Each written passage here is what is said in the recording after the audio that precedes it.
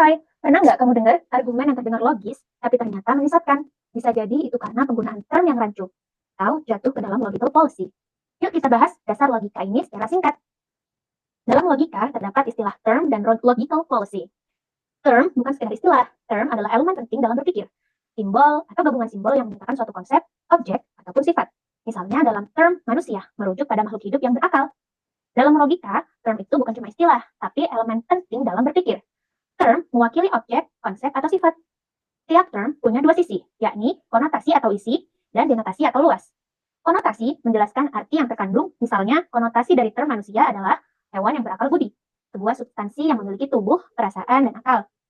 Sedangkan dalam denotasi atau luas, menunjuk siapa saja yang termasuk dalam istilah itu. Manusia mencakup bangsa Indonesia, bangsa Cina, bangsa Arab, dan lainnya. Contoh lain, term dokter memiliki konotasi tenaga medis profesional, dan makna denotasinya adalah semua orang yang berprofesi sebagai dokter. Terdapat juga istilah predicable, yakni cara menjelaskan sesuatu yang terdiri dari 5 aspek. Pertama, genus, golongan umum, contohnya manusia sebagai hewan. Yang kedua adalah spesies, yakni kelompok khusus, misalnya manusia ya sebagai manusia. Dan yang ketiga, diferensia atau pembeda, manusia berakal sebagai ciri khas dari manusia. Dan yang keempat, proprium, yakni sifat khas yang selalu ada, misalnya manusia bisa tertawa. Dan yang kelima, aksiden, sifat kebetulan. Misalnya, warna kulit manusia yang beragam. Penjelasan dengan menghubungkan genus dan diferensia akan sangat kuat secara logis dan tidak mudah dipatahkan. Selanjutnya kita bahas logical fallacy, yakni kesalahan berpikir. Logical fallacy adalah kekeliruan berpikir yang tampak logis tapi keliru. Terdapat 3 jenis, yakni formal, verbal, dan material.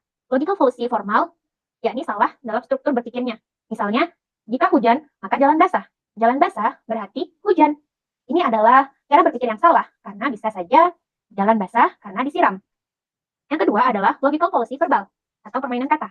Misalnya, orang bijak tahu banyak, tukang tahu juga bijak, maka tukang tahu banyak. Dan yang ketiga adalah logical fallacy material, yakni isi argumen yang salah. Contohnya, kamu nggak peduli lingkungan karena nggak pernah nanam pohon.